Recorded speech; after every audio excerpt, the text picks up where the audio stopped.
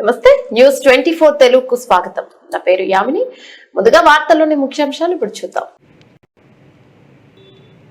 అన్నమయ్య జిల్లాలోని పలు ఆలయాల్లో వరుస చోరీలకు పాల్పడుతున్న మదనపల్లికి చెందిన ఎలకలపల్లి ప్రభాకర్ను పుంగనూరు పోలీసులు అరెస్ట్ చేశారు. టౌన్లోని శ్రీకృష్ణదేవరాయలు క్రాస్ వద్ద వాహనాల తనిఖీల్లో చోరీ చేసిన విగ్రహాలను విక్రయించేందుకు ఆటోలో తీసుకెళ్తుండగా నిందితుడిని పోలీసులు అదుపులోకి తీసుకున్నారు. నిందితుడి వద్ద నుంచి పంచలోహ విగ్రహాలు, ఇత్తడి హంసజ్యోతులు, కంచు గంటలతో పాటు ఆటోను సీజ్ చేశారు.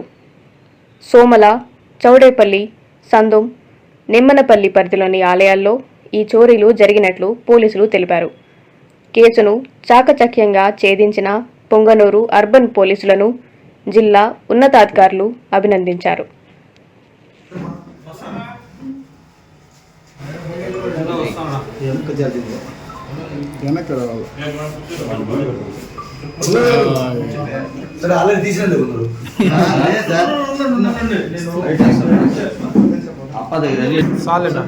ఒక నిమిషం అంటే వచ్చేస్తుంది సార్.